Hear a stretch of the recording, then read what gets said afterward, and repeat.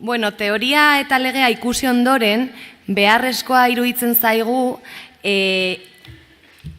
hitz egitea interbentzioari buruz. Eta horretarako hurrengo blokea prestatu dugu. Orain, parte hartuko dute Norma Vázquez, Ruth Iturbide, Mari Recalde, Ana Carmona eta Marimar Oses. Decía que después de este marco teórico, primero de la mano de Patricia y normativo con Carla, nos parecía fundamental hablar de la intervención con mujeres víctimas y supervivientes de violencias sexuales, desde una perspectiva, como no, feminista. Este bloque lo hemos dividido en 3 partes. Primero vamos a contar con la ponencia de Norma Vázquez García y después subirán al escenario Ruth Iturbide y desde los recursos de CAIBS y Itxaropengune, que más tarde les presentaré. Norma Vázquez García, en esta primera ponencia, Vivencia y recuperación en casos de violencia sexual, terapia de lo complejo, va a abordar la intervención como un espacio amplio, complejo, como su propia ponencia indica, y de continua exploración. Un espacio de exploración para considerar los deseos no construidos, las culpas, la conciencia o inconsciencia, las relaciones, la violencia, la presión y la confusión, entre otras muchas cosas.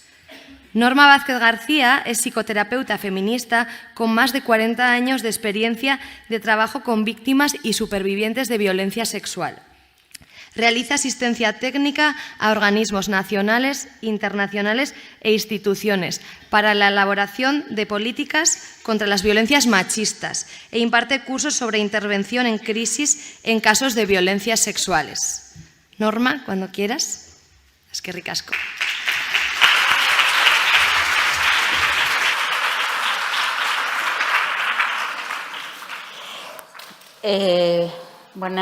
Buenos medios días.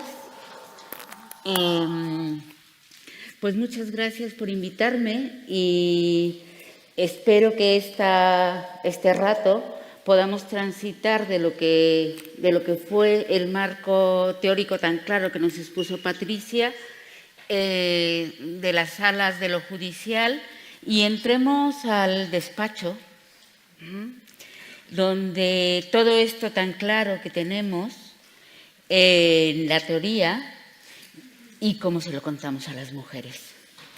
Porque yo les puedo decir, escuchen la ponencia de Patricia, que les va a venir muy bien, o otras, y se los digo a veces, que para eso nos ayudan ahora los recursos.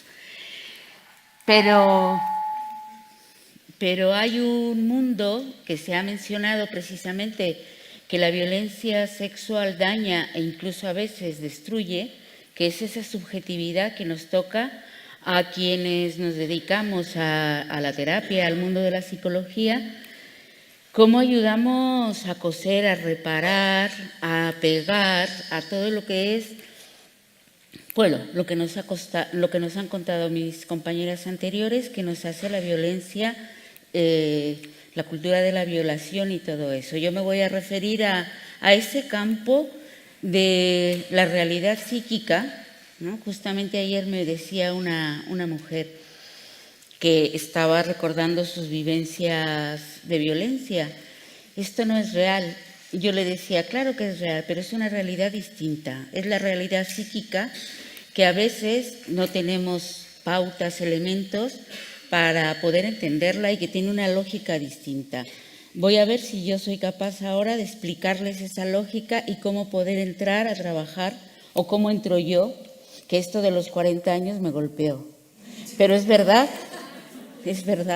ya soy mayor.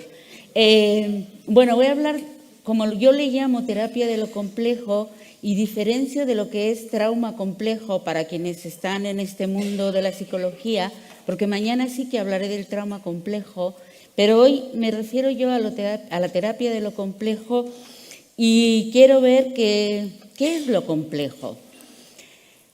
Voy a seguir en la línea de la simbolización que tocaba Patricia, para decir que el evento traumático o el trauma que nos puede generar un hecho de violencia sexual no se genera por el hecho en sí, sino por su inscripción en la psique. Es decir, que claro, Mientras hablaba Carla, yo pensaba, cuando vamos al escenario de lo judicial, de lo policial, a los juicios, nos insisten en los hechos. Vale, pero esos hechos están inscritos en las víctimas de una manera muy particular y muy distinta. Y esa es la complejidad de los que yo les quiero hablar. Cómo se inscribe en la psique de la víctima un evento potencialmente traumático. Y digo potencialmente traumático porque quiero o les animo a que pensemos que esa idea muy patriarcal y muy cristiana y religiosa en general, de que una violación es lo peor que nos puede pasar a una mujer, ¿no? Y en efecto, de lo que nunca nos recuperamos, bueno, eso yo crecí, yo me formé con esa idea. Por suerte me he deformado de lo que la universidad hizo de mí y creo que tenemos que ver que tenemos situaciones que obviamente son muy dañinas, muy traumáticas, pero que también tenemos muchos recursos propios del entorno que podemos echar a andar para que ese evento potencialmente traumático no nos destroce la vida como quisiera el sistema patriarcal que nos la destrozara.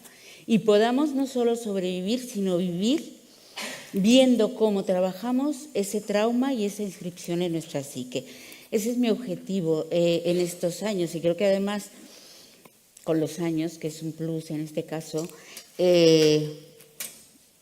pues puedo charlar con las mujeres, puedo trabajar con las mujeres y darme cuenta que en efecto para muchas de ellas el evento en sí no siempre es lo más traumático, sino muchas veces es la respuesta que reciben a lo que han sufrido, ¿no? Entonces, todo esto me va reforzando en esta idea de que el evento potencialmente traumático es la violencia sexual, pero también la interpretación social de la violencia sexual, pero también la respuesta del entorno y también el proceso judicial, si es que las mujeres deciden tomar esa vía, ¿no? Y el trauma y la psique, pues depende de en qué edad, en qué condiciones, qué mujer seamos en el momento que hemos vivido ese evento potencialmente traumático y cómo nos vamos desarrollando con ese evento. Seguro que todas, y si no lo hemos hecho consciente, ya lo harán cuando cada una sienta la necesidad, hemos vivido un sinfín de agresiones que hemos normalizado, que hemos integrado, que se nos han inscrito en el cuerpo y en el recuerdo, y que tenemos capacidad luego de irlos elaborando de manera distinta, no solo a lo largo del tiempo, sino con las interacciones que tenemos, y que quiero empezar viendo cómo se nos queda en el cuerpo, porque es verdad que una agresión sexual no solo es cuerpo, pero también es cuerpo. Incluso, aunque no nos toquen, también pasa por el cuerpo, ¿no? Porque nuestro cuerpo, que diría Mimi Langer, es una metáfora del yo.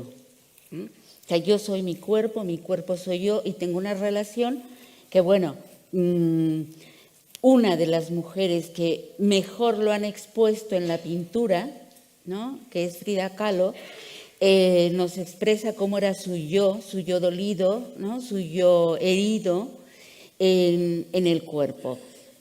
Entonces, la violencia sexual pasa por una primera inscripción en el cuerpo.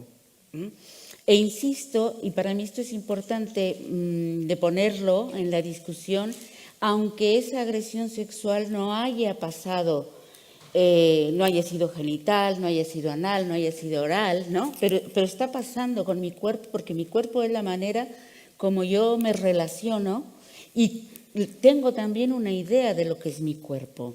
Si mi cuerpo, por ejemplo, es mi enemigo, y para muchas mujeres nos han enseñado que nuestro cuerpo es nuestro enemigo, pues obviamente la violencia sexual que suframos se va a inscribir en esa enemistad que yo tengo con mi cuerpo, ¿no? Y si mi cuerpo, yo considero que tengo otra relación con él, eso también me va a ayudar a ver cómo metabolizo, cómo digiero en mi cuerpo la violencia sexual y la huella de la violencia sexual. Decía que si cada una recordamos cuáles son nuestras experiencias de violencia sexual desde que somos niñas.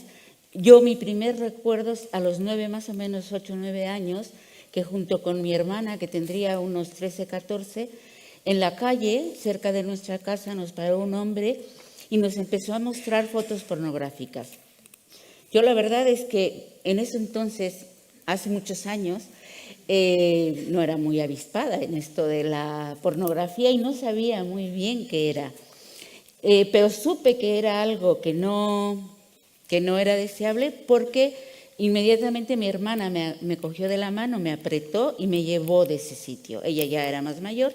Y el recuerdo que yo tengo corporal de ese primer contacto agresivo con imágenes sexuales es precisamente el apretón de mano de mi hermana, con la que nunca pudimos hablar de esto, ¿no? Porque ella se ponía peor, porque en ella, supongo, estos son fantasías que una se hace cuando no puede hablar, ¿no? Que además de la impresión que le causó ver las imágenes, era responsable de mí como una niña pequeña, ¿no?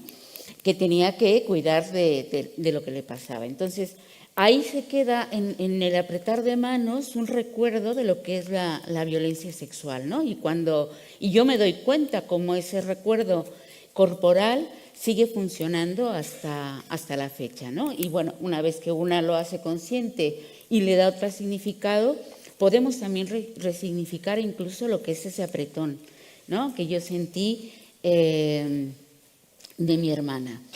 El cuerpo, no puedo evitar mis referentes culturales, cómo simbolizaban, ¿no? Mis ancestros indígenas a las mujeres y a los hombres, ¿no? Esta mujer dormida, ¿no? Que no es casualidad, que es un volcán, ¿no? Es la representación simbólica que se dice del Iztaccíhuatl, nos habla mucho de esta representación también simbólica cultural de que estamos dormidas, ¿no? Y además, el guerrero que he cortado a propósito, ¿no? El Popocatépetl es el que nos cuidaba y nos despertaba. O sea que incluso la naturaleza, ¿no?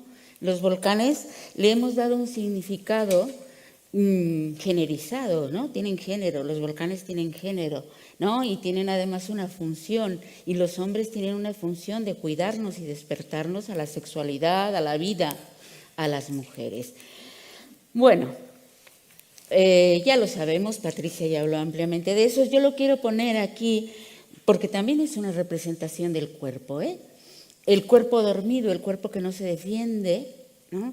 Y el cuerpo que está expuesto a la mirada, a la agresión, al toqueteo, a la violación, a todo lo que es este cuerpo de las mujeres que se presenta tan frágil, ¿no? Y que además nos vamos socializando en esa fragilidad del cuerpo, ¿no? Porque ya sabemos que las niñas que no son frágiles, y ese también es mi siguiente recuerdo de no ser una niña frágil, ¿no? De ser una niña fuerte, pues no era bonito, ¿no? Bonito, bueno, vamos adquiriendo ya una serie de conceptos que integran y que hacen nuestra subjetividad, ¿no? Pero el cuerpo, y aquí ya me voy yo con Remedios Varo, que también nos enseñó muchas cosas sobre la performatividad de género. El cuerpo también son ideas, ¿eh? Y el cuerpo también se nutre de ideas sobre nosotras, sobre quiénes somos, ¿no? Y yo con mis pacientes muchas veces trabajamos lo que son y lo que creen que son y lo que los demás le dicen que son, y entonces empezamos a jugar con el caleidoscopio de nuestra subjetividad, en donde se mezclan muchas realidades a distintos niveles, ¿eh? Y yo además siempre les advierto a mis pacientes que cuando yo hablo de voces, de realidades y esto, no es que crea que esto, o sea, que vamos a dejar fuera la psiquiatría y sus diagnósticos, ¿no? Que vamos a hablar de lo que sentimos, de lo que somos, porque cuando me presentaba Sara decía que dentro de nosotras viven tantas cosas distintas, tantos deseos distintos, encontrados, que a veces las mujeres sienten que eso que está dentro desordenado es lo que las vuelve locas. Y vamos a ver que esa complejidad nos puede volver, además, bueno, lo de locas lo dejamos para otro día porque yo creo que también tiene su puntito interesante de mantenernos, ¿no? Pero nos puede volver activas, nos puede reconectar con nosotras, y las palabras y las ideas que revuelan a nuestro alrededor y que nos dicen muchas veces hasta cómo debemos sentirnos. Y cómo debemos sentirnos a veces está tan profundamente inscrito en el inconsciente, que no sé dónde está, pónganlo donde ustedes quieran, que es más fuerte que la voluntad y que el pensamiento. Entonces, ahí, cuando estamos complejizando las vivencias, hay una lucha interna, también hay una lucha externa, pero déjenme que yo me meta en la lucha interna, con lo que me han dicho que soy, como me han dicho que tengo que vivir la violencia sexual. Y yo recuerdo una mujer hace poco, el año pasado, que me decía, yo soy una tía de 40 años, o sea, yo no estoy en crisis, ¿no? Yo sé que puedo responder. Ahora, si lo que a mí me pasó, que fue una agresión sexual, le hubiera pasado a mi hija, ¿no? Otra cosa lo hubiera sentido hasta yo, pero yo me puedo defender. Yo no quiero, y era un caso muy interesante porque ella decía, desde mi fuerza, y porque además tuvo una respuesta social muy buena, desde mi fuerza yo no quiero victimizarme, y quiero que lo arreglen a él. A él, al que le agredió, que lo arreglen. Bueno, yo les digo cómo se dicen las palabras a veces, ¿no? Porque él es el que tiene un problema y él tiene que aceptar que tiene un problema. Entonces, todas estas ideas se encarnan también en la manera como vivimos y cómo enfrentamos el evento potencialmente traumático, ¿no? Y cómo complejizamos nuestra realidad. ¿Dónde se inscribe la violencia sexual? Pues yo diría que en mi cuerpo, en mi entorno, en mi yo, y cada quien, según vaya ampliando el yo, pues en todo eso se inscribe la violencia sexual. Hay personas que tienen, a ver, hago esta metáfora desde la psicología, pero hay personas que tienen un yo muy restringido, y cuando hablo de esto, hablo de que se restringen el pensamiento, el sueño, el deseo, ¿no? La sociabilidad, porque les han dicho que no pueden soñar, desear, ¿no? Que su vida, y me decía una vez una mujer con la que yo trabajé, es que mi vida son mis hijos, y no tiene sentido mi vida si no estoy trabajando para darle cosas a mis hijos. Bueno, pues eso es un yo que ya aprendió, pues que es un poquito más restringido. Pero hay otros yos que se expanden mucho, y yo creo que ahora que les he dado la metáfora, y si ustedes se piensan o piensan a otras, verán incluso como cuando nos movemos, saludamos, hacemos, o está nuestro yo, y no solo también depende por temporadas de cómo estemos, Pues a veces nuestro yo anda más recogido, más restringido, y a veces andamos, o las circunstancias nos ponen en la obligación de estar más expansivas, ¿no? ¿Dónde se inscribe la violencia sexual? Pues en todo eso, y también en el momento concreto que estemos viviendo de nuestras vidas, ¿no? Porque yo creo que también es importante en la individualización, que es lo que hacemos las terapeutas, ¿no? De la violencia sexual, ver el momento por el que pasaba. Mañana hablaremos más de eso, cuando hablemos de situaciones concretas, pero en general en nuestra vida pasamos por distintos momentos. Si yo estoy en un momento y recuerdo a una amiga, ¿no? Que esa amiga de la Red contra la Violencia en México, no era mi paciente, era mi amiga, pero que sufrió una agresión sexual en el posparto. Y claro, ella decía, yo soy una activista contra la violencia, pero me han engañado porque estoy muy frágil, ¿no? Porque en este momento lo que menos se me ocurría es que me pudieran agredir estando recién parida, claro, ¿no?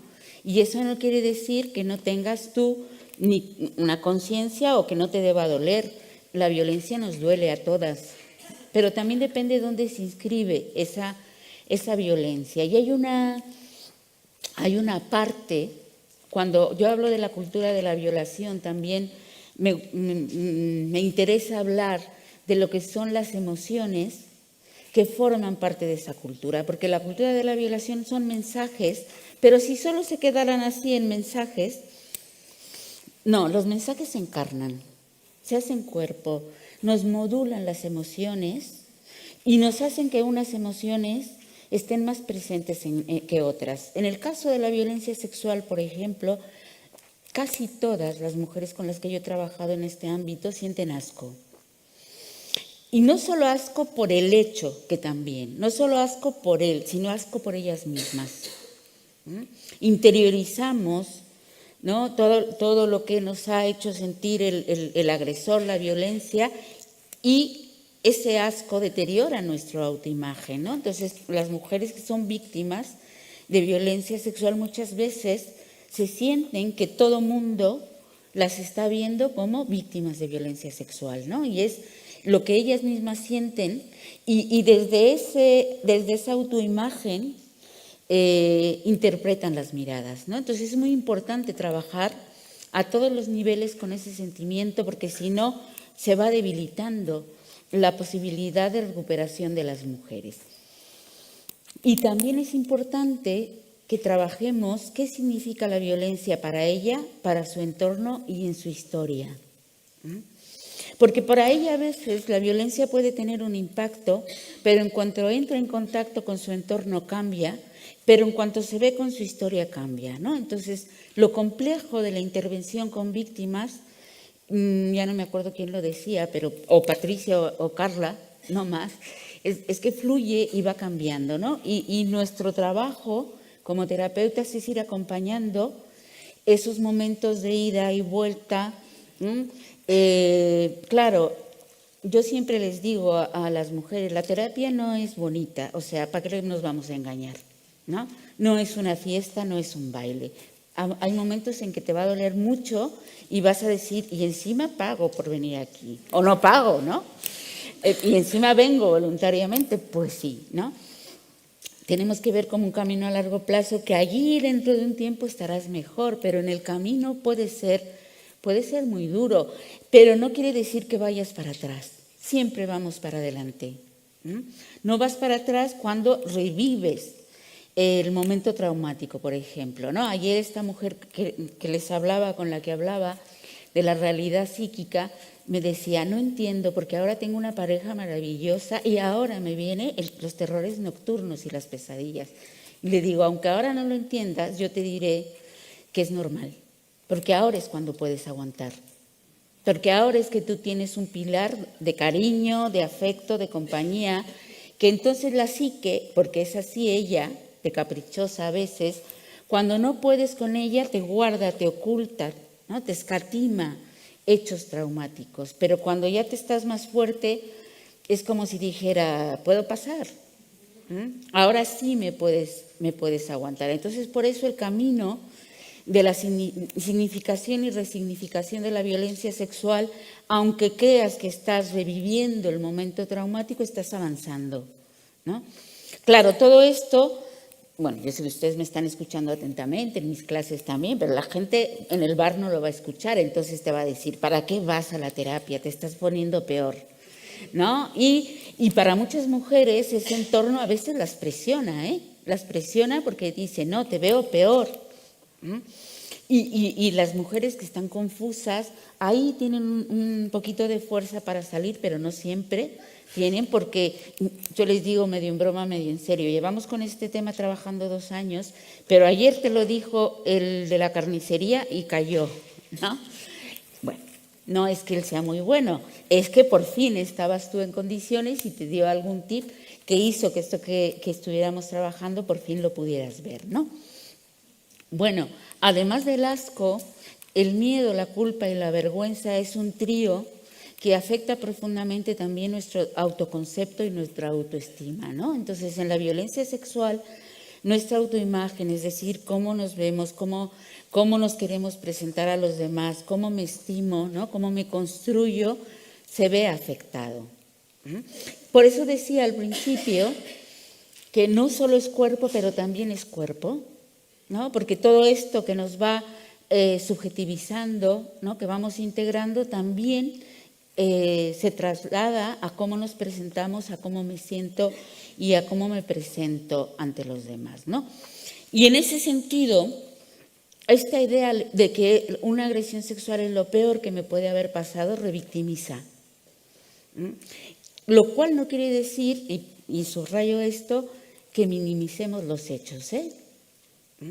Pero como ya decía yo, el trauma no son los hechos, sino la inscripción en la psique, ¿no? Si los hechos ya son suficientemente traumáticos, ¿no? Como para que necesitemos regodearnos en ello. Necesitamos ver cómo se ha inscrito en la psique y cómo podemos quitar las huellas patriarcales de esa manera en cómo se inscribe nuestra psique y nos revictimiza constantemente, ¿no? Muchas mujeres, por ejemplo, cuando ya se sienten con ánimo, salen a una fiesta y se divierten, se sienten fatal, ¿no? Vienen a la siguiente y dicen, pero es que parece que no me ha pasado. Es y de vuelta, ¿no? Es que te vas recuperando, es que vas dejando que entre poco a poco lo que tú eras antes, pero a lo mejor también lo que tú eres ahora y lo que has aprendido con lo que es ahora, ¿no? Cómo nos vamos dibujando nosotras mismas, ¿no? Y yo creo que aquí Remedios Varo lo pintó antes de que yo lo pudiera decir, ¿qué le vamos a hacer? Cuando trabajamos en la terapia nos construimos.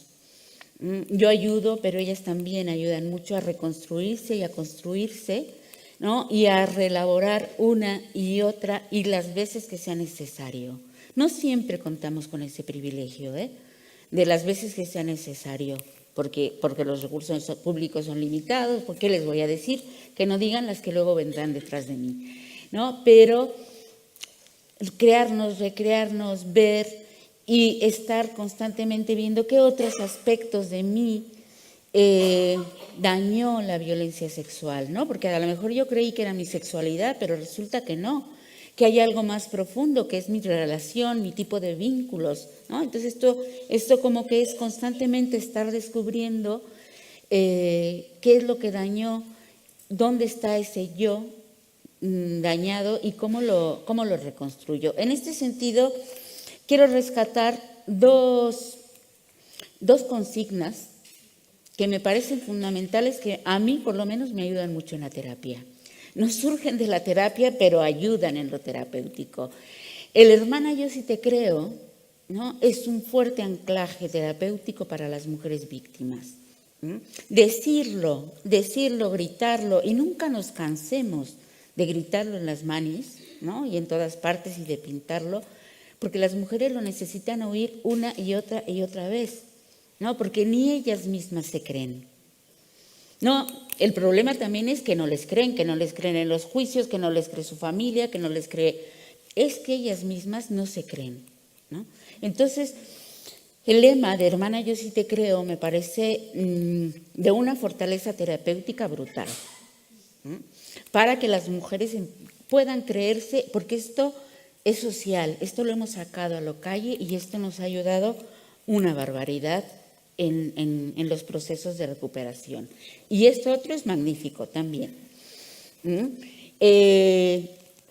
Cuando las tesis hacen su performance, ¿no?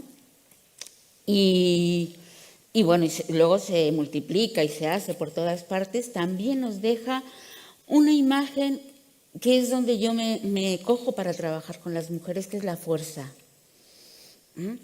Y la performance de las tesis tiene la cualidad también de decirnos algo que decía Patricia al principio, al inicio de su ponencia.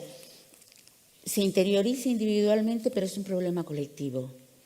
Y cuando las tesis salen a la calle, y otras mujeres también salen a la calle, hacen realidad esto de lo colectivo.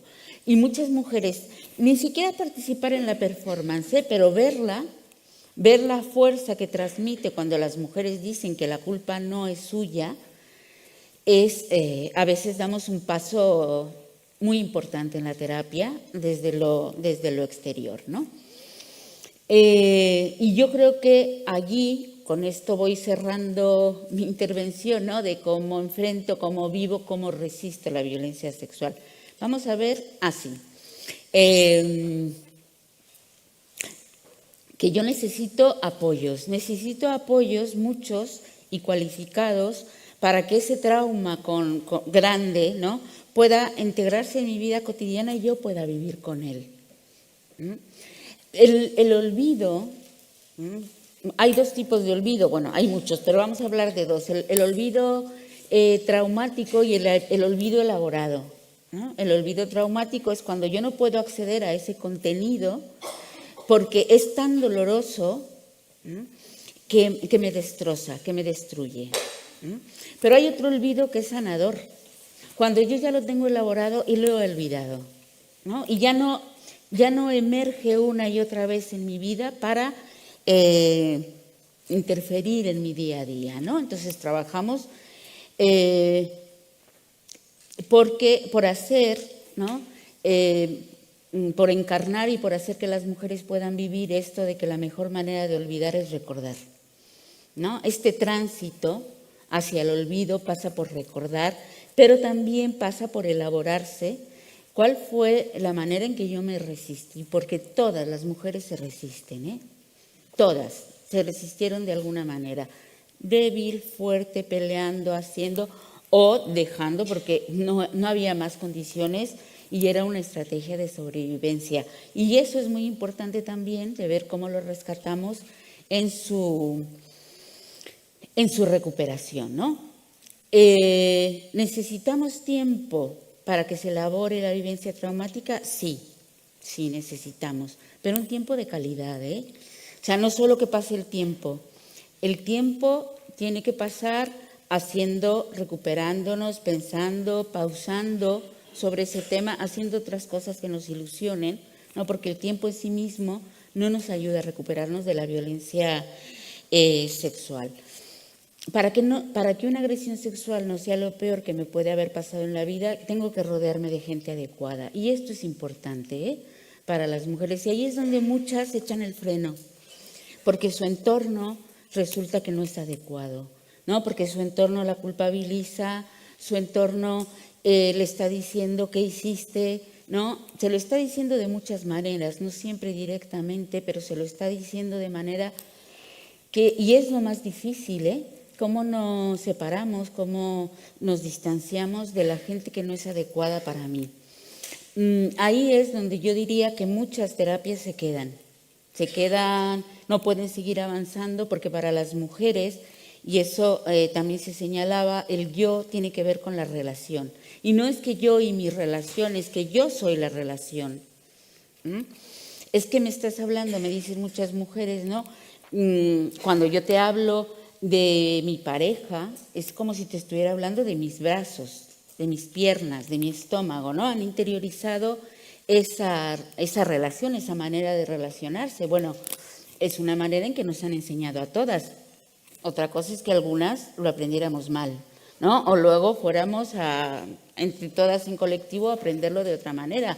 Pero ese yo en relación es el medio en que crecemos las mujeres y nuestra identidad de género. Esta parte de la gente adecuada es muy importante, Y lo que decía Carla, ¿no?, de cómo las chicas jóvenes van con sus amigas, yo también lo he visto en la terapia, ¿no? Como cada vez más me llaman grupos de amigas y me dicen, queremos tener una sesión contigo para ver cómo la tratamos, porque la queremos ayudar, ¿no? Y eso me parece genial. Mucho más grupos de amigas que familias, Todavía eso no lo veo tanto, pero llegará. Yo creo que también llegará, porque necesitamos de esa gente adecuada para restituir mi yo, para sanar aquellos aspectos que han sido dañadas, ¿no? Y necesitamos intervenciones terapéuticas feministas. Intervenciones terapéuticas feministas, que este es un debate que tenemos entre las feministas, que estamos muy claras que hay una psicología feminista, pero hay mucho debate si hay una terapia feminista. ¿Qué es eso de la terapia feminista?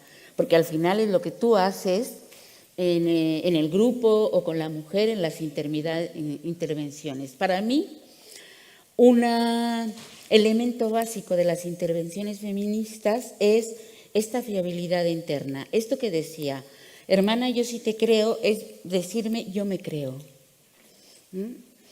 La fiabilidad interna, yo les suelo hacer un ejercicio muy sencillito cuando estoy en clase y les digo, ¿qué opinan de esto? Y alguien me dice, pues tal cosa. Y yo les digo, ¿estás segura? Y ahí empiezan todas como, no sé, ¿no? O sea, el solo hecho de preguntarles, ¿estás segura?, las hace dudar. Es un ejercicio de maldad que yo hago, pero para el aprendizaje, para hacerles entrar en crisis momentánea y para el aprendizaje. ¿Por qué? Porque si hay algo que nos daña, no solo la violencia sexual, sino la socialización de género, es creerme. Me duele la cabeza, ¿qué va? Seguro que es que tienes mucho calor, ¿no? No tengo calor. Yo he pasado por un tratamiento ahora y me decía la enfermera, muy jovencita ella y con pocas ganas de pelear yo, tendrás que estar muy cansada, ¿no? Le dije, no, fíjate que el cansancio no tengo ese síntoma, pero tengo mucha náusea. Ah, pues ese síntoma no. Le digo, pero si es mi cuerpo, ¿no? Yo sé lo que es. No, pero eso debe ser otra cosa, otro tratamiento que estás tomando, ¿no? Entonces ya desde allí, fíjense cómo tenemos una serie de mecanismos que destruyen nuestra fiabilidad interna. Construir fiabilidad, hacer, hermana, yo sí te creo, yo me creo, ¿no? Norma, yo me creo, Cristina, yo me creo, Patricia, o sea, yo me creo, es un trabajo que, bueno, ¿no? Hay muchas maneras de llegar a él y es fácil destruir la fiabilidad interna de las mujeres, Es muy fácil, a medida que la vamos haciendo más fuerte, no. Bueno, también necesitamos los mecanismos de reparación y de empoderamiento que hagan que las mujeres pasen, transiten y no se queden por una experiencia de violencia sexual. Muchas gracias.